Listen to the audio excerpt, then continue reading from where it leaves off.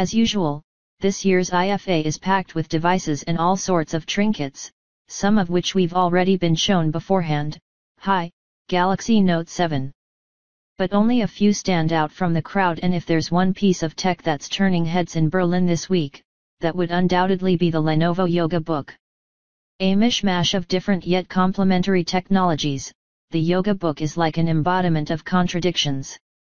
A digital tablet with an analog bent, a mix of cool features that make it impossible to succinctly describe, and a device that calls to memory a forgotten dream but falls just a few steps short of making it real. The dream, a digital notebook. Back in 2008, a concept video circulated over the internet that had everyone talking.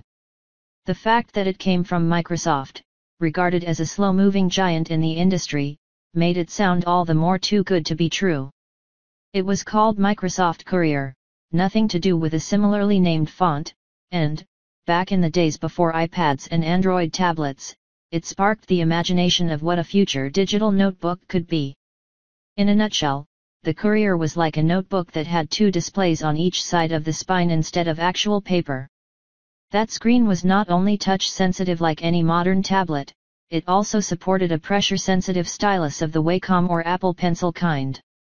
The user interface was unlike anything you've seen, back then or even today.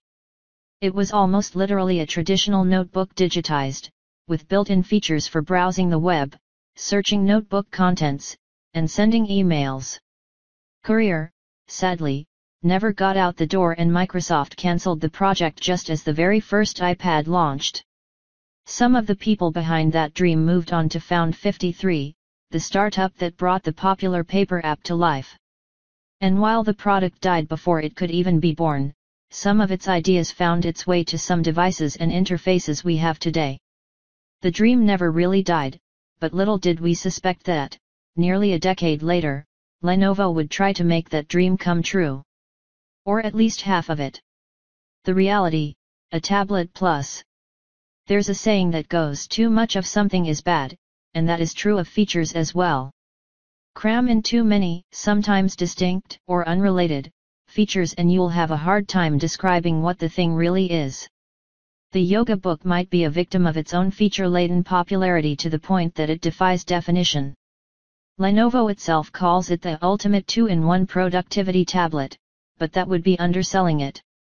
On the other hand, calling it Microsoft Courier made flesh is also a bit of a stretch. To be frank, the Yoga Book is a 3-in-1 tablet combining a Lenovo Yoga, a Wacom Intuos, and a Wacom Bamboo Spark. Of course, that doesn't really make for a great tagline. Then again, Lenovo might as well create a new category of its own, just like how Microsoft's Surface tablets eventually carved out its own niche. For now, however, the Yoga Book will be seen both as a novelty and an oddity, one that almost succeeds in bringing a great idea to life. Almost. A few steps short of the finish line. Lenovo probably didn't set out to summon the Courier's ghost, but it is highly unlikely that it wasn't aware of that thing. It is also probably prepared to be compared against an ideal that never took flesh. Or metal in this case. Of course, it would be unfair to judge it by that unrealistic standard, but, even on its own, the Yoga Book might have missed a few things, or sacrificed them for the sake of economy. Here are 5 ways it missed the mark. 1. Wacom Intuos.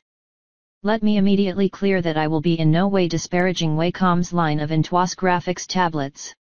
A great number of artists swear by this mode of input, versus the display tablet mode seen in the likes of the Wacom Cintiq, Samsung Galaxy Notes, or using other technologies, Microsoft Surface and Apple iPad Pro. On a desktop or even a laptop, and with a skilled artist, a disconnected tablet, where you don't look at what you're drawing on, won't be a big deal. It might even be more favorable. But for a mobile tablet like a Lenovo Yoga, whether Windows or Android, it might feel odd, even wrong, for normal users. Lenovo is clearly targeting artists with this half of the Yoga Book. The Surface boasts of 2048 levels of pressure, for one. And some artists do hate using something like a Cintiq but also don't want to carry a separate Wacom tablet around. Perhaps for them, this is a tablet that does make their dreams come true. But here's one problem with that, the Yoga Book's other specs will easily shatter that dream. A 10-inch Full HD screen might be too small for artists. But even more damning is the processor and RAM that come to a screeching halt under a professional's regular workload. So if Lenovo were aiming to please artists, it completely missed the mark. Likewise, non-artists will find the experience rather strange. Only one display. This might be the closest we'll get to comparing the Yoga Book to the Courier, and for good reason. Lenovo might have missed an opportunity by not making the other half of the Yoga Book a display as well. The hollow keyboard is actually also a bit of a display, so there are pieces of it there. But it's not a full-on LCD or OLED screen. Aside from not being able to see what you're writing or drawing, as mentioned above, you've also lost the chance to do a side-by-side window to boost your productivity. Ironic, or an ultimate productivity tablet.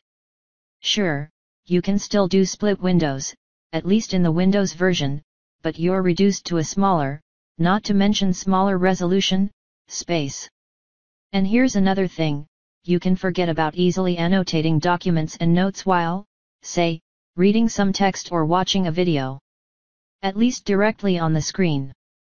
That's because the display half of the Yoga Book actually doesn't support the Wacom pen, so you can't write/draw on that either.